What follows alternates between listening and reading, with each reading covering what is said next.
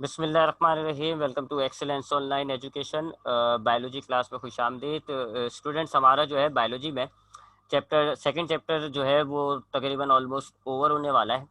Second chapter में जो हमारा टॉपिक चल रहा था कल, वो था न्यूक्लिक एसिड। ठीक है जी। काफ़ी मैंने उसको अब रिवाइज तो नहीं कर रहा मैं आपको, क्योंकि मैंने आपको पिछली क्लास से उसको मैं कल की क्लास में भी आपको रिवाइज किया था। ये सारा आपको न्यूक्लिक एसिड पढ़ाया गया था कल आपको। तो हमने बताया था न्यूक्लिक एसिड न्यूक्लियस में पाए जाने वाले ऐसे कंपाउंड्स होते हैं, ऑर्गेनिक कंपाउंड्स होते हैं जो एसिडिक नेचर के होते हैं। तीन टाइप्स होती है, मोनोन्यूक्लियोटाइड, डाइन्यूक्लियोटाइड और पॉलीन्यूक्लियोटाइड। पॉलीन्यूक्लियोटाइड क्या होते हैं जी? बड़ी बड़ी चेन्स होती हैं। छोटे छोटे न्यूक्लियोटाइड्स के आपस में मिला लें तो बहुत बड़ी बड़ी जो चेन्स बनती है उनको आप कहते हो पॉलीन्यूक्लियोटाइड। पॉलीन्यूक्लियोटाइड किस तरह बनते हैं? ये न्यूक्लियोटाइड में कौन कौन सी तीन चीजें शामिल होती हैं? Sugar, phosphoric acid, nitrogen bases. तो ये नाइट्रोजन बेसिस कौन कौन से होते हैं, इनकी कॉम्बिनेशन का क्या तरीकेकार होता है, ये सब आपको कल की क्लास में बताया था। रिकॉर्डिंग मौजूद है, देख लिएगा, कोई भी सवाल हो पूछ लिएगा। हमारा जो चल रहा था डिस्कशन वो चल रहा था फंक्शंस पर। ठीक है, हमने ये सारी बातें समझ ली थी अच्छे तरीके से। कौन है? फातिमा ही है। चल, तो हमने कल की क्लास में ये सब जो डिफरेंस है ना डीएनए और आरएनए के दरमियान, जो डिफरेंसेस है डीएनए और आरएनए के दरमियान जो डिफरेंसेस है, ये हमने सबने कल कल की क्लास में हमने पढ़ लिया था कि डीएनए में जो है वो डीऑक्सी राइबोज शुगर होती है और आरएनए में राइबोज शुगर होती है। ठीक है, ये 4 और 5 ऑक्सीजन का फर्क होता है। उसके अलावा बताया था मैंने आपको कि डीएनए के अंदर एडिनाइन, ग्यूनिन, साइटोसाइन और थाइमाइन होता है, जबकि आरएनए में थाइमाइन नहीं होता, उसकी जगह यूरासिल होता है। उसके बाद तीसरा फर्क मैंने आपको बताया था कि डीएनए का जो मॉलिक्यूल होता है वो डबल स्ट्रैंडेड होता है, जबकि आरएनए का मॉलिक्यूल जो होता है वो सिंगल स्ट्रैंडेड होता है। चौथा फर्क जो मैंने आपको बताया था वो ये है कि डीएनए हमारे पास एक ही किस्म का होता है, ओनली वन टाइप। लेकिन आरएनए की हमारे पास तीन टाइप्स होती है, तीन इकसाम होती है, एमआरएनए, टीआरएनए और आरआरएनए। इस पर हमने आज की क्लास में बात करनी है कि ये क्या है और क्या काम करती है। चौथा आपको मैंने बताया था उसके बाद का फर्क है जी, डीएनए आपको खाली न्यूक्लियस में मिलता है। न्यूक्लियस में भी कहाँ होता है? ये क्रोमोसोम्स के अंदर। जबकि आरएनए जो है वो 90% आपका साइटोप्लाज्म में होता है और 10% जो है वो न्यूक्लियस में मौजूद होता है।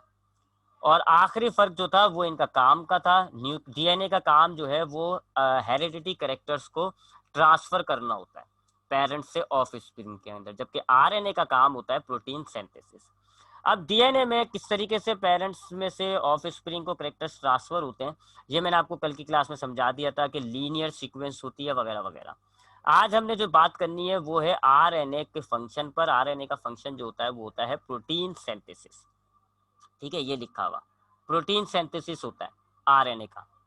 तो जरा प्रोटीन सिंथेसिस किस तरह होता है ये देख लेते हैं। लेकिन उससे पहले मैं आपको बताऊं, मैंने आपको तीन टाइप्स बताई हैं आरएनए की। एक होता है एमआरएनए, इसका मतलब होता है मैसेंजर आरएनए। ठीक है, ये एम का मतलब हो गया मैसेंजर। इसी तरह एक होता है टीआरएनए, इसका मतलब होता है transfer RNA, T for transfer. और तीसरा होता है R, small R, RNA. Small R का मतलब होता है राइबोसोमल आरएनए। ठीक है, तो ये जो है एम टी आर, इसका मतलब होता है मैसेंजर, ट्रांसफर और राइबोसोमल।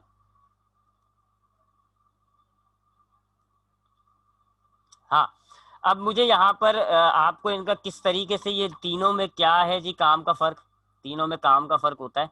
एम आर एन एक जरा डिफरेंट काम करता है, टी आर एन जरा डिफरेंट काम करता है, आर एन ए डिफरेंट काम करता है। और ये जो R N A protein synthesis होती है किस तरह करती है, इसके लिए मुझे आपको एक दो डायग्राम दिखानी पड़ेगी। तो मैं जरा वो डायग्राम निकाल लूँ, फिर मैं आपको दिखा देता हूँ, शेयर कर लेता हूँ डायग्राम, पहले आपको निकाल लेता हूँ। एक है जी आपके पास ये डायग्राम, इसको हम यहाँ कर लेते हैं। और एक और डायग्राम है हमारे पास, वो भी निकाल लेते हैं जी। और वो है ये डायग्राम।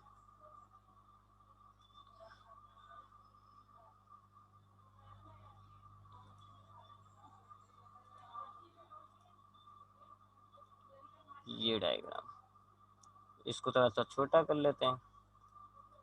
ठीक है जी, इन दो डायग्राम की मदद से हम जो है आरएनए के फंक्शन को समझेंगे। अच्छा, आरएनए का काम मैंने आपको बताया हुआ है, ये प्रोटीन सिंथेसिस करता है। अच्छा, अब कौन एक लिविंग ऑर्गेनिज्म की बॉडी में कौन सा प्रोटीन तैयार होना है और किस तरीके से तैयार होना है, किस तरीके से तैयार होना है वो तो आरएनए करता है, लेकिन कौन सा प्रोटीन तैयार होता है वो डिसाइड करता है डीएनए। डीएनए डिसाइड करता है कि कौन सा प्रोटीन जो है तैयार होना है। डीएनए के अंदर जो आपके पास कोडिंग्स आपको कल बताई थी कि वो जो लीनियर सीक्वेंस होता है, एडिनाइन, ग्यूनाइन, साइटोसाइन, थायमाइन, ये लाइन से कैसे अरेंज हुए हैं, ये कोड होते हैं। और इन कोड के अंदर छुपा हुआ होता है प्रोटीन सिंथेसिस, कौन सा प्रोटीन तैयार होना है। डीएनए के अंदर है ये मालूमात कि किस प्रोटीन को तैयार किया जाना चाहिए, और प्रोटीन तैयार कौन कर रहा है, आरएनए। यानी कि आरएनए सबसे पहले गाइडेंस लेता है डीएनए से कि भाई कौन सा प्रोटीन तैयार करना है। डीएनए बताता है कि जी ये वाला प्रोटीन तैयार करो, और फिर आरएनए जो है वो उस हिसाब से प्रोटीन को तैयार करता है। ये जरा कॉम्प्लिकेट चीज होगी, इसको हम जरा एक जगह लिखने की भी कोशिश करेंगे। इधर थोड़ा सा कॉम्प्लिकेट होगी, देखें असल में सारी के डीएनए सबसे पहले तो आपको बताता है कि कौन सा प्रोटीन तैयार करना है। डीएनए बताएगा आरएनए को कि जी ये वाला प्रोटीन तैयार करना है, और प्रोटीन जो है वो तैयार करते हैं असल में राइबोसोम। राइबोसोम तैयार करते हैं, राइबोसोम के अंदर तैयारी होती है प्रोटीन की। आपने 9th क्लास में पढ़ा होगा बायोलॉजी, तो आपने देखा था कि ये सेल होता है, सेल के अंदर होता है ये न्यूक्लियस, और न्यूक्लियस में होते हैं ये क्रोमोसोम, और क्रोमोसोम में डीएनए। राइबोसोम जो होते हैं वो ऐसे साइटोप्लाज्म में बाहर मौजूद होते हैं, यहाँ बाहर मौजूद होते हैं, ये राइबोसोम है। असल में प्रोटीन तो तैयार करता है राइबोसोम, लेकिन कौन सा प्रोटीन तैयार करना है ये है डिसाइड करना, किसका काम, डीएनए का। अब ये बड़ा कॉम्प्लिकेट मामला हो रहा है जी कि राइबोसोम ने प्रोटीन तैयार करना है और तैयार कर रहा है जी डीएनए। अब ऐसे मिसाल ले लें जी, किचन के अंदर एक औरत है जी, उसने खाना तैयार करना है, और डाइनिंग रूम में बैठी हुई ये किचन की औरत है जिसने खाना तैयार करना है। डाइनिंग रूम में बैठी हुई औरत है, वो बताएगी कौन सा खाना तैयार करना है। ये मैं हूँ, मैं पहले इस औरत से पूछूंगा भाई कौन सा खाना तैयार होगा, और फिर मैं इसको जाके बताऊंगा कि जी ये खाना तैयार करो। ये है किरदार आरएनए का। आरएनए असल में प्रोटीन सिंथेसिस के दौरान बताता है, डीएनए से पूछता है कौन सा प्रोटीन तैयार होगा, राइबोसोम को जाके बताता है कि जी ये प्रोटीन तैयार करना है, और फिर राइबोसोम तैयार करता है वो प्रोटीन। सही, क्योंकि मैंने आपको बताया कि डीएनए न्यूक्लियस में मौजूद है, राइबोसोम साइटोप्लाज्म में मौजूद है, अलग अलग जगहों पर है ये। डीएनए आपके न्यूक्लियस के अंदर मौजूद होता है, राइबोसोम आपके सेल्स के साइटोप्लाज्म में मौजूद होता है। अब डीएनए को बताना होता है राइबोसोम को कि ये प्रोटीन तैयार करना है, आरएनए यहाँ किरदार अदा करता है। पहले आरएनए डीएनए से मालूम करेगा जी भाई कौन सा प्रोटीन तैयार करूं, डीएनए बताएगा जी ये वाला प्रोटीन तैयार करना है। फिर आरएनए जाएगा राइबोसोम के पास, और राइबोसोम को बोलेगा कि जी अब्बू जी कह रहे हैं ये वाला प्रोटीन तैयार करना है, और राइबोसोम जो है फिर वो प्रोटीन तैयार करेगा। तो अब किस तरीके से ये हो रहा है मामला, उसको स्टडी करते हैं जरा। ठीक है, ये सब मैं सब मिटा देता हूँ क्योंकि मुझे डायग्राम भी शो करनी है, डायग्राम को नीचे कुछ लिखना पिखना भी है।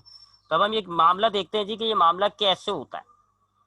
असल में आपके न्यूक्लियस के अंदर ये एक एंजाइम होता है, आरएनए पॉलीमरेज, न्यूक्लियस के अंदर है।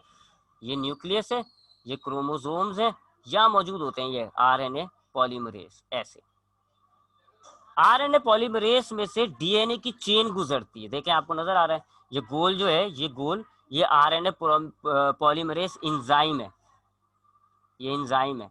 इसमें से डीएनए की चेन गुजर रही है, ये देखें ऐसे गुजर रही है चेन, इधर से एंटर हुई और इधर से बाहर आ रही है।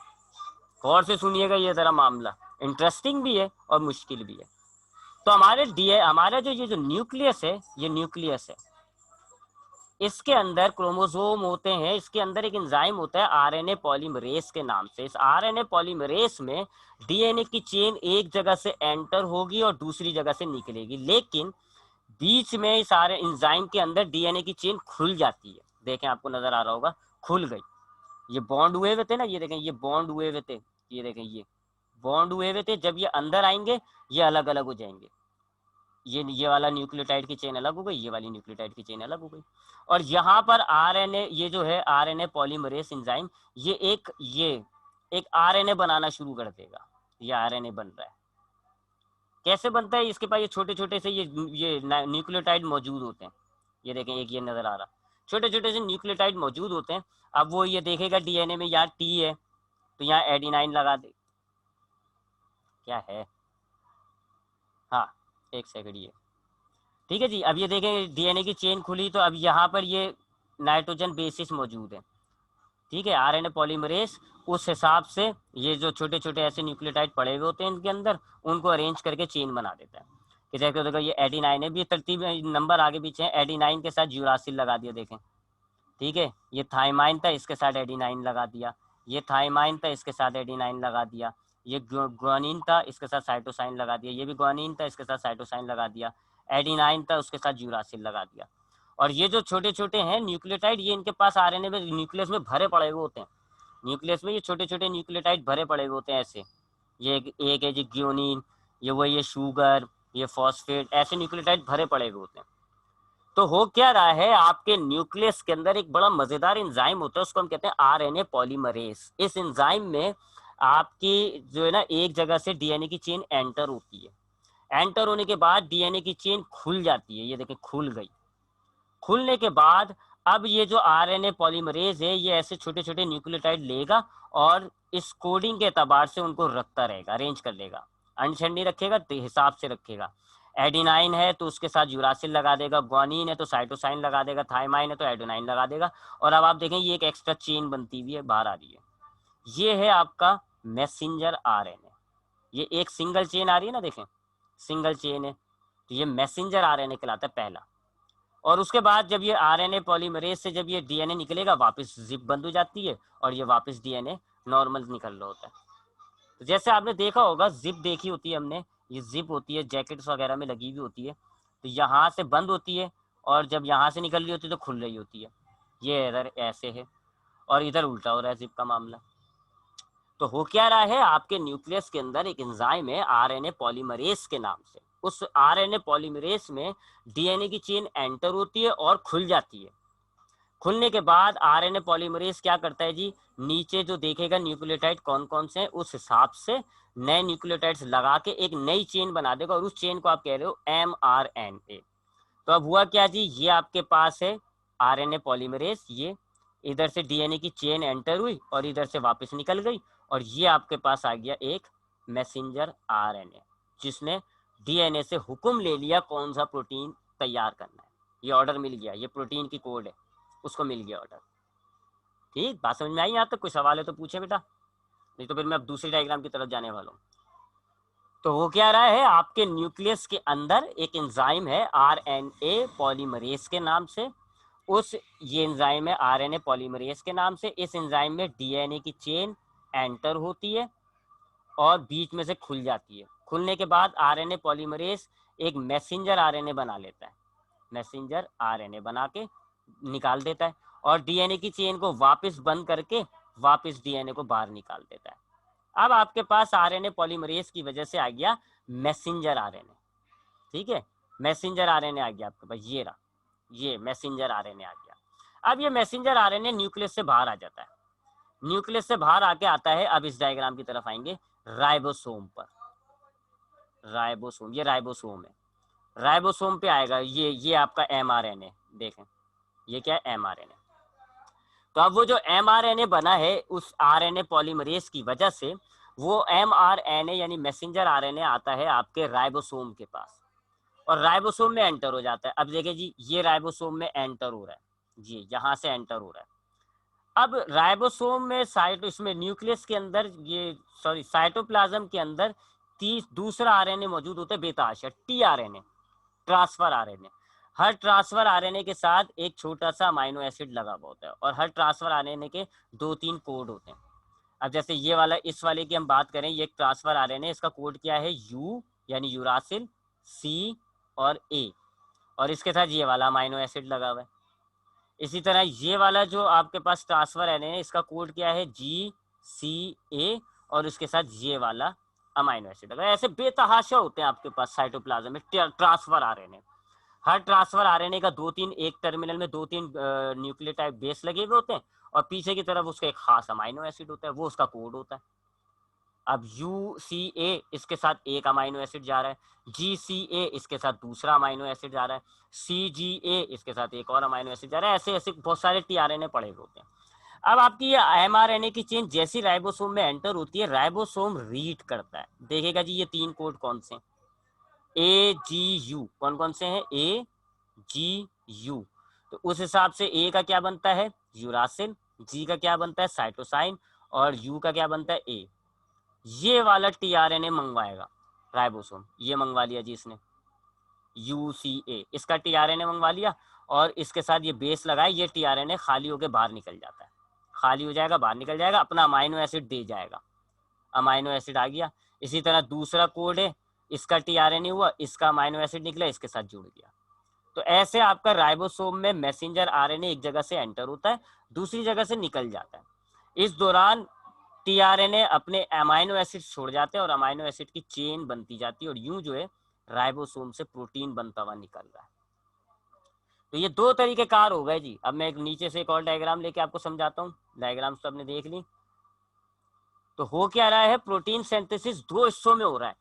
फर्स्ट स्टेज के अंदर हमारे न्यूक्लियस के अंदर होता है प्रोटीन सिंथेसिस का जो काम है, पहले स्टेज वो न्यूक्लियस के अंदर होती है। कैसे, ये है आपके पास RNA polymerase enzyme, polymerase enzyme, इसमें डीएनए की चेन एंटर होती है, डीएनए की चेन एंटर हुई, ये थी डीएनए की चेन, ये खुल गई, खुल गई, और यहां से एक आरएनए बन गया, इस आरएनए को हम कहते हैं मैसेंजर आरएनए। और फिर ये वापस जब ये निकलेगी डीएनए चेन वापस बंद होगी और डीएनए की चेन अनटच होके बाहर आ गई, डीएनए में तो कोई चेंजिंग नहीं हुई। अब पहली स्टेज में आपको क्या मिल गया, एमआरएनए। अब दूसरी स्टेज साइटोप्लाज्म के राइबोसोम में हो रही होती है, ये मैसेंजर आरएनए साइटोप्लाज्म में ट्रेवल करता आ जाता है और राइबोसोम में आ जाता है। अब ये राइबोसोम है, यहाँ से ये मैसेंजर आरएनए गुजर रहा है, एमआरएनए इसमें से गुजर रहा है। अब यहाँ पर जो 3 कोड है आरएनए, ये जो राइबोसोम है उन 3 कोड के हिसाब से टीआरएनए बुलवाएगा, टीआरएनए आएगा जी इस कोड के हिसाब से, ये आ गया जी टीआरएनए। इस टीआरएनए से ये तीनों बेस लेके इसको मिला के आगे कर देगा, ये टीआरएनए खाली, बेकार, जाया, और इसका जो अमाइनो एसिड है वो यहाँ रुक जाता है ऊपर। अब एक और टीआरएनए आया, एक और टीआरएनए आया, यहाँ जो 3 कोड थे उस हिसाब से ये वाला टीआरएनए आ गया, उसने अपने ये कोडिंग दी, ये भी जाया हो गया टीआरएनए, और इसने अपना जो अमाइनो एसिड है वो इधर जोड़ दिया। ऐसे टीआरएनए आते जाएंगे, अपने अमाइनो एसिड देते जाएंगे, और ये आपकी प्रोटीन की चेन बनती जा रही है। ये आपने राइबोसोम ने क्या बना दिया, प्रोटीन बना दिया। ऐसे जो है आपके पास प्रोटीन तैयार होती है। तो आरएनए आप देख रहे हो प्रोटीन सिंथेसिस के अंदर काम दे रहा है। बाकी जो तीसरा आरएनए होता है, मैसेंजर हो गया और दूसरा था टीआरएनए, वो भी हो गया। जो तीसरा आरएनए होता है जिसको आप कहते हो राइबोसोमल आरएनए, वो राइबोसोम में मौजूद होता है और वो कंट्रोल कर रहा है सारे काम को, जो राइबोसोम काम कर रहा है उसको कंट्रोल कर रहा होता है। तो यूं जो है ये आपके डीएनए की एक कॉपी बना के न्यूक्लियस के राइबोसोम तक लाता है। ट्रांसफर जो है मैसेंजर आरएनए के हिसाब से अमाइनो एसिड चुन कर लाएगा और उनको लगाता रहेगा, और राइबोसोमल आरएनए जो है वो इस सारे प्रोसेस को कंट्रोल कर रहा होता है। तो यूं जो है हमारे पास आरएनए सिंथेसिस ऑफ प्रोटीन के अंदर काम करते हैं। अब यहाँ तक किसी को कोई सवाल है तो बच्चों पूछो जल्दी से, आप 2 ही हो अभी, तो पता नहीं क्यों आज बाकी भी नहीं आई। माइक खोल लिएगा, माइक तो खुला नहीं है आपके। कोई सवाल है तो पूछे, बताएं, मैं रिपीट करूं क्या, जहरा, हादिया, या आगे बढ़ूं? बच्चों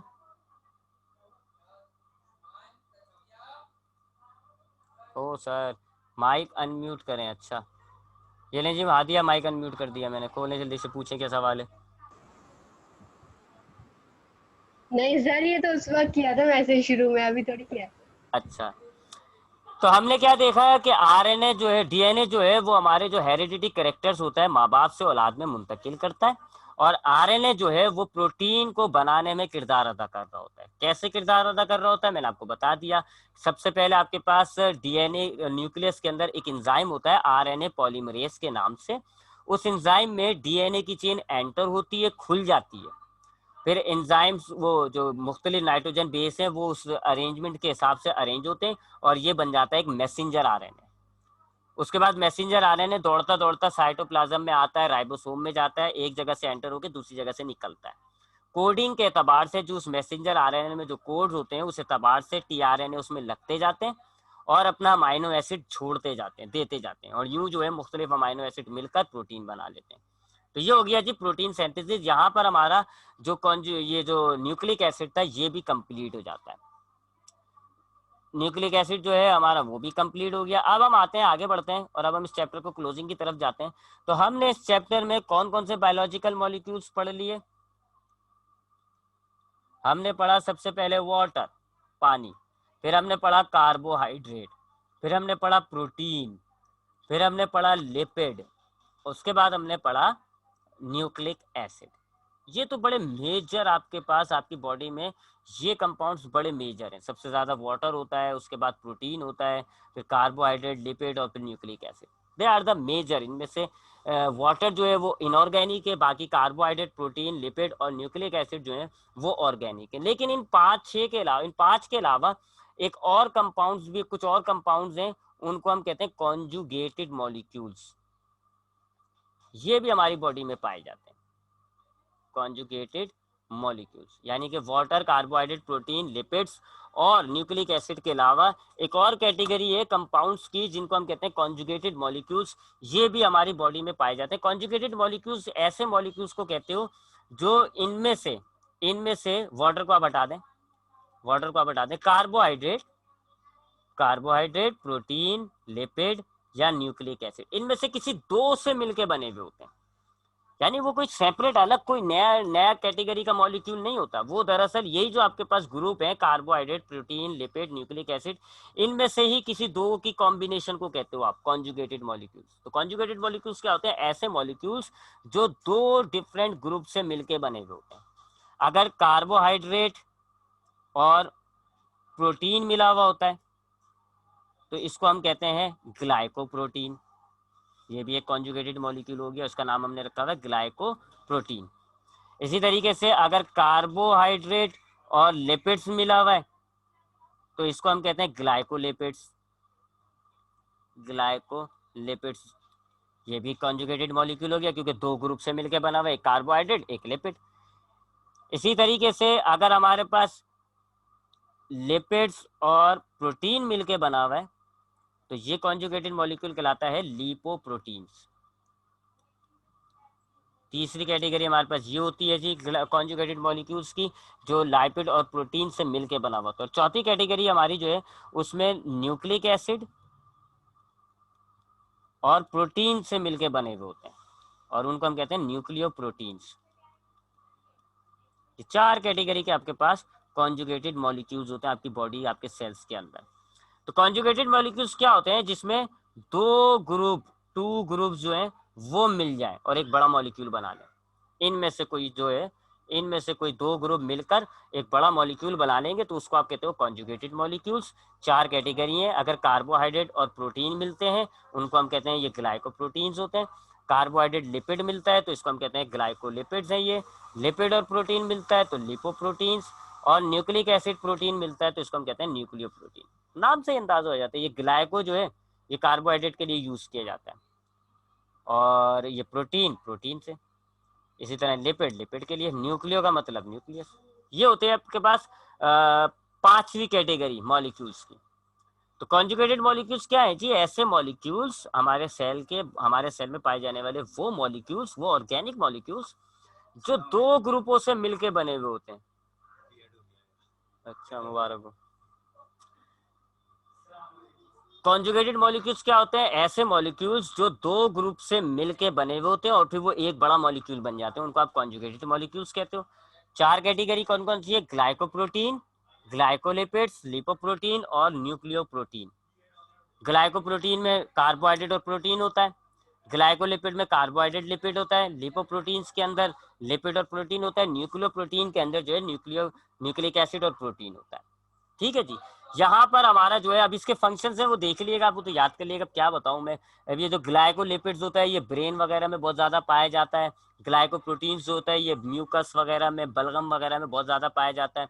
और न्यूक्लियोप्रोटीन जो है ये हमें आप समझ लो एंजाइम्स वगैरह के अंदर बहुत होता है। ठीक है, तो ये इनके फंक्शंस तो आपको मैंने नोट्स में लिख के दिए हैं, उसमें से याद कर लीजिएगा। तो यहाँ पर हमारा ये चैप्टर इख्तिताम हो जाएगा, ख़त्म हो जाएगा। यहाँ पर ये चैप्टर हमारा कंप्लीट हो गया। हमने इस चैप्टर के अंदर देखा बायोलॉजिकल मॉलिक्यूल्स, यानी कि वो मॉलिक्यूल्स जो लिविंग ऑर्गेनिजम्स में पाए जाते हैं। काफ़ी डिटेल में पढ़ा हमने कौन कौन से हैं जी। Water, carbohydrate, protein, lipid, nucleic acid और कॉन्जुगेटेड मॉलिक्यूल्स, सबों को हमने काफ़ी डिटेल्स में पढ़ा, कार्बोहाइड्रेट से लेके कॉन्जुगेटेड मॉलिक्यूल्स को। पॉलीमर्स क्या होते हैं, मोनोमर्स क्या होते हैं, ये सारे जो होते हैं carbohydrate, protein, lipid, nucleic acid, ये सब पॉलीमर्स हैं। इनके मोनोमर्स क्या कहलाते हैं, कार्बोहाइड्रेट का मोनोमर कहलाता है मोनोसेक्राइड, प्रोटीन का कहलाता है अमाइनो एसिड, लिपिड का कहलाता है फैटी एसिड और कोलेस्ट्रॉल, और न्यूक्लिक एसिड का कहलाता है न्यूक्लियोटाइड। ठीक है, तो इन सबको देख लेगा। प्रीवियस लेक्चर्स आपके पास मौजूद हैं, वीडियोस रिकॉर्डिंग्स आपके पास मौजूद हैं, उन सबको देख लेगा। किसी भी बायोलॉजिकल मॉलिक्यूल में कोई भी सवाल हो मुझसे लाजमी पूछिएगा, ठीक है। और अब हम जो इंशाल्लाह जो है, अभी हमारे पास टाइम है तो हम अपना अगला चैप्टर स्टार्ट कर ही लेते हैं। अभी हमारे पास टाइम है, तकरीबन 10-15 मिनट है, तो हम अपना अगला चैप्टर स्टार्ट करने वाले हैं। लेकिन उससे पहले मैं पूछता हूँ आप दोनों से, कोई चैप्टर में, इस चैप्टर में कोई सवाल है तो पूछें। माइक तो खुले हैं आप लोगों के।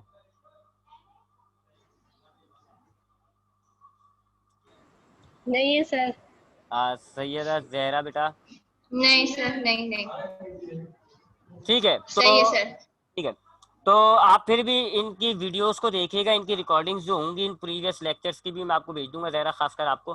बाकी आदि आपके पास भी मौजूद है। इस पूरे चैप्टर को याद रखिएगा, बहुत इंपॉर्टेंट चैप्टर होता है। एक सवाल लाजमी आता है, ज़्यादातर कार्बोहाइड्रेट और प्रोटीन बहुत ज़्यादा आ रहे होते हैं। वाटर वाला सवाल भी बहुत आया है, कॉन्जुगेटेड मॉलिक्यूल शॉर्ट के अंदर बहुत आया है। तो काफ़ी कुछ सवालात हैं जो इसमें से याद करें, आपका एक आध सवाल आराम से आ जाता है इस चैप्टर में। और पूरी बायोलॉजी समझने के एतबार से भी ये एक इम्पॉर्टेंट चैप्टर होता है। अब अगला चैप्टर हम देखते हैं। अगला हमारे पास चैप्टर जो है वो है चैप्टर नंबर 3, इसका नाम है एंजाइम्स। चैप्टर नंबर 3 जो है इसका नाम हमारे पास है एंजाइम्स। एंजाइम्स क्या होते हैं, सबसे पहले ये देख लेते हैं हम एंजाइम्स क्या होते हैं जी।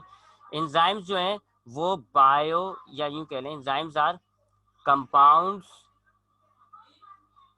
Produce by living organism. They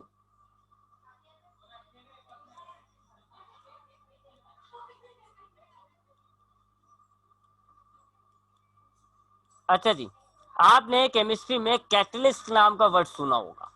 catalyst, catalyst असल में केमिस्ट्री में हम कैटलिस्ट ऐसे कंपाउंड्स को कहते हैं जो किसी रिएक्शन में हिस्सा तो नहीं लेते, लेकिन उस रिएक्शन के रेट में तब्दीली कर देते हैं, या तो जल्दी कर देते हैं या देर से कर देते हैं, उनको आप कैटलिस्ट कहते हैं। आप आम लाइफ में भी आपको इसकी एग्जाम्पल मिलती हैं। मिसाल के तौर पे मेरे बाल गीले हैं, मेरे बाल जो हैं गीले हैं, मेरे बालों में पानी मौजूद है। अब पानी जो है कुदरती तौर पर एवेपोरेट हो सकता है, आपकी गर्मी की वजह से, सर की गर्मी, मॉल की गर्मी की वजह से पानी जो है वो खुद ब खुद एवेपोरेट हो जाता है। लेकिन इसमें बहुत टाइम लगेगा। अगर हम बाल, मेरे सर के बाल गीले हैं और मैं हवा पे छोड़ दूं जी कि मेरे हवा जो है उसमें उसके जरिए पानी एवेपोरेट हो जाए, काफ़ी टाइम लगेगा और ये पानी एवेपोरेट हो जाएगा। मैं क्या करता हूँ जी, अक्सर, मैं तो नहीं करता खैर, लेकिन लोग करते हैं क्या कि वो जो एक आता है वो क्या होता है, वो जो सर पे ब्लोअर मार रहे होते हैं, वो जो चल रहा होता है, पता नहीं क्या नाम कहते हैं उसको, वो जो बाल ड्रायर, शायद ड्रायर कहते हैं। ड्रायर होता है, एक इक्विपमेंट होती है, एक डिवाइस होती है ड्रायर, उसमें से गर्म हवा निकल रही होती है। तो लोग क्या करते हैं जी, उसको सर पे उससे हवा फेरने शुरू करते हैं। उससे क्या होता है, आपका जो पानी एवेपोरेट करने का जो प्रोसेस है वो क्विकली हो जाता है, जल्दी हो जाता है। वो हिस्सा नहीं ले रहा, ड्रायर ने कोई केमिकल रिएक्शन नहीं करा, ड्रायर ने कोई केमिकल रिएक्शन में हिस्सा नहीं लिया, उसने सिर्फ क्या किया, एक प्रोसेस को तेज कर दिया। आपके चूल्हे पे चाय चल रही है, चाय पक रही है स्लो आंच, आपने क्या करा, तेज कर दी।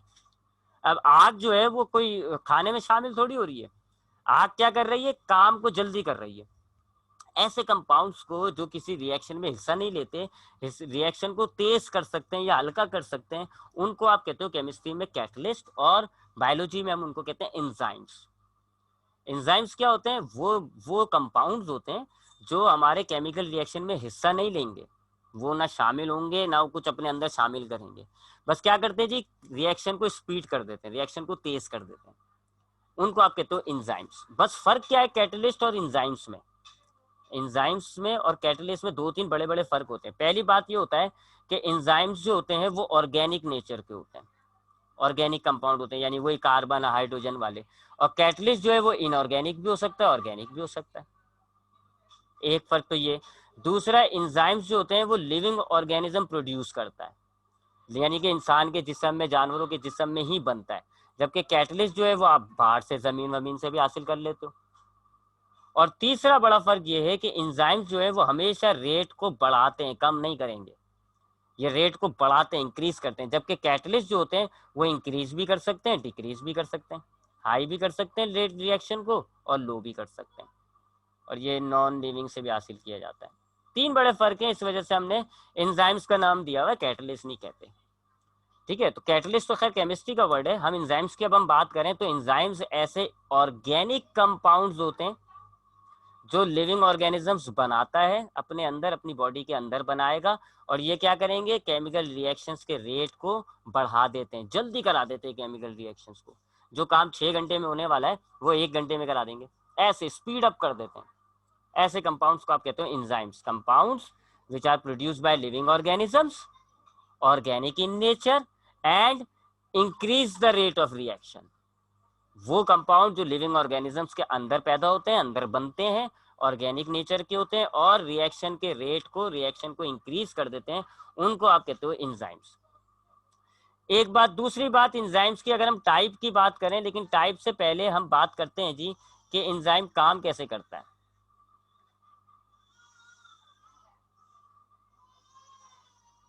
How enzymes take action. ये शायद काफी बड़ी बात है, लेकिन हम जरा इसको जल्दी से निकालते हैं। तो एंजाइम्स हमने बात कर ली। एंजाइम्स क्या है जी, ऐसे ऑर्गेनिक कंपाउंड्स होते हैं जो लिविंग ऑर्गेनिजम्स के अंदर बनते हैं। ये खुद रिएक्शन में हिस्सा नहीं लेते, ना इनमें से कोई चीज रिएक्शन के अंदर शामिल नहीं होगी, ये खुद रिएक्शन में हिस्सा नहीं लेते। इनका काम क्या होता है, ये रिएक्शन के रेट को इंक्रीज कर देते हैं। अब ये किस तरीके से रिएक्शन के रेट को इंक्रीज करते थे, एक चीज होती है एक्टिवेशन एनर्जी।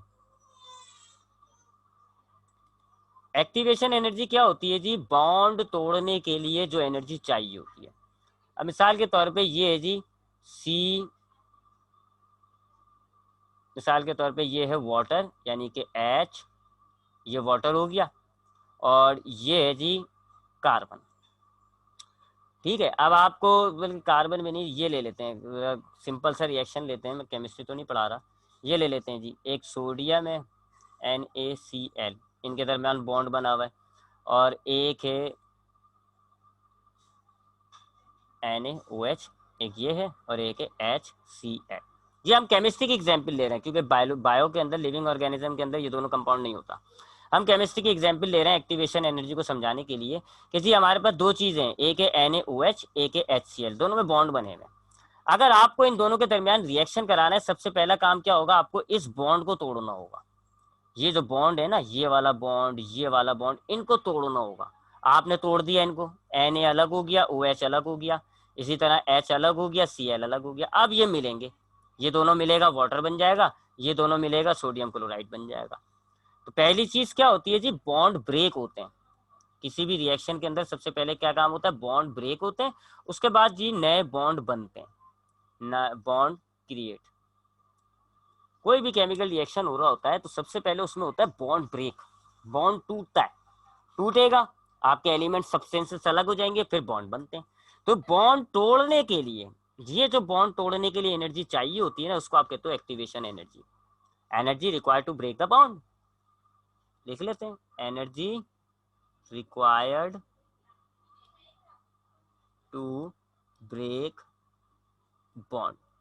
तो ये जो आपने Na और OH के दरमियान बॉन्ड तोड़ने के लिए एनर्जी चाहिए थी, उसको आप कहोगे कि ये इस कंपाउंड की एक्टिवेशन एनर्जी है। इसी तरह H और Cl के दरमियान जो बॉन्ड है, इसको तोड़ने के लिए जो एनर्जी चाहिए थी, उसको आप कहते हो एक्टिवेशन एनर्जी। ठीक है, तो बॉन्ड तोड़ने के लिए जो एनर्जी चाहिए होती है, उसको आप कहते हो एक्टिवेशन एनर्जी। हमारी बॉडी के अंदर जो कंपाउंड्स होते हैं वो बड़े बड़े कंपाउंड्स होते हैं, और उनकी जो एक्टिवेशन एनर्जी होती है वो बहुत ज्यादा होती है।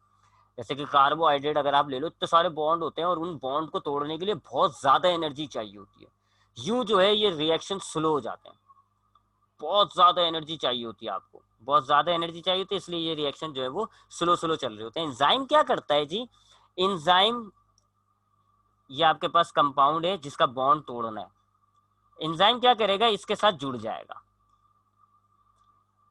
ये कंपाउंड है, याद रखिएगा, इसकी हाई एनर्जी है एक्टिवेशन एनर्जी, यानी आप बहुत ज्यादा एनर्जी इस कंपाउंड को दोगे तो जाके इसके बॉन्ड टूटेंगे। अब वो बहुत ज्यादा एनर्जी हम कैसे देते हैं, ये स्लो हो जाता है, एनर्जी लेता रहता है लेता रहता है लेता रहता है जी, 6 7 8 घंटे तक एनर्जी देता रहेगा, ज्यादा एनर्जी इसके पास आ जाएगी, अभी अपने बॉन्ड तोड़ देगा। तो अभी इसकी एक्टिवेशन एनर्जी क्या है, हाई है, बहुत ज्यादा इसको एनर्जी चाहिए तो ही अपने बॉन्ड तोड़ेगा। एंजाइम क्या करेगा, इसके साथ कंबाइन हो जाके एक इंटरमीडिएट कंपाउंड बना लेते हैं, इंटरमीडिएट कॉम्प्लेक्स कहते हैं हम उसको, इंटरमीडिएट कॉम्प्लेक्स। एंजाइम जो है सबसे पहले इसके साथ जुड़ जाएगा आपके कंपाउंड के साथ और बन जाएगा क्या, इंटरमीडिएट कॉम्प्लेक्स। ये जो इंटरमीडिएट कॉम्प्लेक्स होता है इसकी एक्टिवेशन एनर्जी कम हो जाती है, कम हो गई इसकी। एंजाइम्स ये काम कर रहा है, कंपाउंड को अपने साथ मिला देता है, मिलाने से क्या होता है, इंटरमीडिएट एनर्जी, वो जो एक्टिवेशन एनर्जी है वो रिड्यूस हो गई। अब जब इसकी एनर्जी रिड्यूस हो गई, जरा सी एनर्जी पे ये कंपाउंड टूट जाएगा, बॉन्ड टूट जाएंगे, अब एंजाइम्स हट जाएगा, अलग हो जाएगा, एंजाइम्स निकल जाएगा, इसने बॉन्ड तोड़ दिए, ये आपका जो है सब्सटेंस अलग अलग हो गए। तो ये आपके पास एक बड़ा सा सब्सटेंस है, इसके बॉन्ड तोड़ने बहुत ज्यादा एनर्जी है इसके अंदर, अभी एक्टिवेशन एनर्जी इसकी ज्यादा है, बहुत ज्यादा एनर्जी दोगे तो इसके बॉन्ड टूटेंगे। तो एंजाइम्स क्या करेगा, एंजाइम आएगा और इसके साथ जुड़ जाएगा, ये एंजाइम इसके साथ जुड़ गया, अब इसकी एक्टिवेशन एनर्जी जो है वो बहुत ही कम हो गई, पहले बहुत ज्यादा